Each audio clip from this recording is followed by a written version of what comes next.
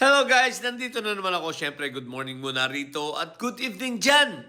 Eto guys ha, ang daming ganap habang papalapit ang ang bukas na dyan, April 14. Taranta na yung mga may science siblings, pati itong si Manscarpio, natataranta na rin. Bakit? Talagang damay siya. Dahil malamang-lamang, pati ang bank account niya ay mapapasumpe na rito dahil, syempre, ano yan anong tawag dito? Conjugal ni, tsaka may joint accounts yan. Sila ni Inday Sayad. Pero ang kinakabahan dito ni Manscarpio, makikita natin kung saan napunta yung pinagbentahan ng mga drugs sa magnetic lifter na ipinasok nila, biglang nawala itong 6 na bilyon 6 billion plus, no?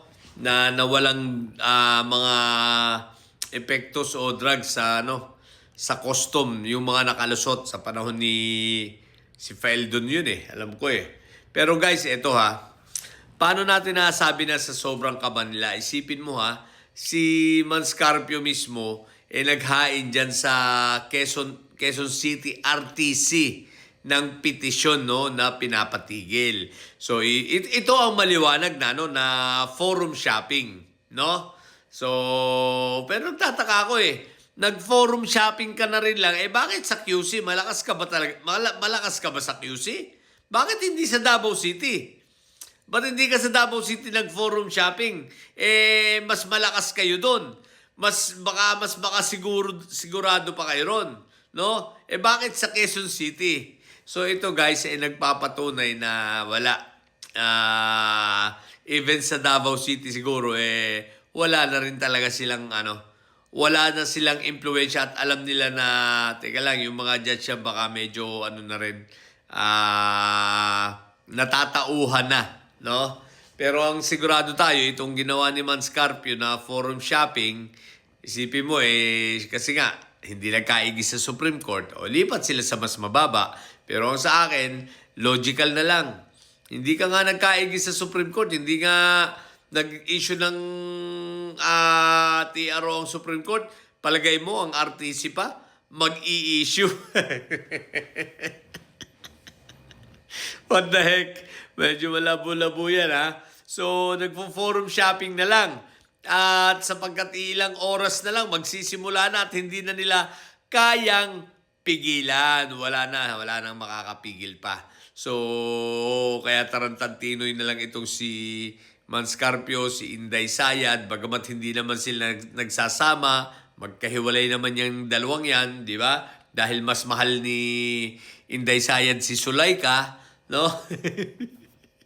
Ang usapin lang dito, magkakabistuhan, no? Mabibisto at malalaman ng taong bayan na totoo ang sinasabi ni former Senator Trillanes. So yun ang kinakatakot ni Manscarpio. Alam nyo, sa mga hindi nakakaalam tulad ng sinabi ko nakakalungkot rin dahil 3 sa aming mga brad sa fraternity ang nasasangkot sa mga ganyan, no? Sa totoo lang, brad ko sa fraternity itong yan, si Manscarpio, taugama rin po yan si Mike Diferencia, itong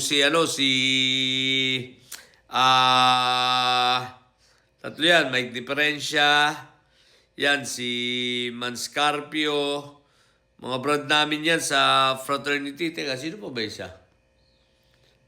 Yung dalawa, si Manscarpio, tsaka si Joel. Si Joel is lulong. Yan. Yan tatlong yan. Brad namin yan, kaya nakakadismaya, no? Palagay ko, even si Matibag naman, brad rin naman namin, tsaka si Ralph Recto. Pero at least kita mo yung magkabilang side. Pero kami ay hindi kumukonsinti sa ganyan. Ako personally, hindi ako kumukonsinti, no? Sapagkat mali talaga ang kanilang mga ginawa, mali talaga ang kanilang mga tinahak sa buhay nilang mga hinayupak sila. So, tinatakwil ko yung mga hinayupak na yan. Hindi ako natutuwa sa mga yan, no? Mga kaloko at mga panluloko nila sa mga tao. Dahil unang-una kumbaga sumuway na rin lang sila sa aming mga tenants at sa aming code of conducts. No? So, yun. Tarantan-taranta na. At nagfo-forum shopping na. Pero isa lang ang sigurado, mabibigo sila dyan. No? At magtutuloy-tuloy ang impeachment hearing. So, magkita-kita tayo. Tatry ko kung makakuha ako ng live mamaya, magla-live ako. I-live ko siya yung sa impeachment hearing ni Inday Sayad. Okay? So, lahat na. Guys, lagi niyong tatandaan ha, mga didiles. Kung itong mga ito ay walang kasalanan, simple lang. Anong kinatatakot nila? Bakit nila kailangang maggaganyan pa? Punta pa sa Korte Suprema, punta pa sa ngayon sa mababang sa lower court na, no? Sa RTC na. Kung walang kasalanan, anong ikakatakot? What the heck? Simple, napakasimple lang ng logic. Kung walang kasalanan, anong ikakatakot? Di ba ga? So, yun lang. So, sa mga bobong didilis dyan, ang tatay nyo ay preso, ang BP nyo ay bobo. Manatili kayo mga bobo at may side. Sapagkat ang may side ay laging high blood. Bye!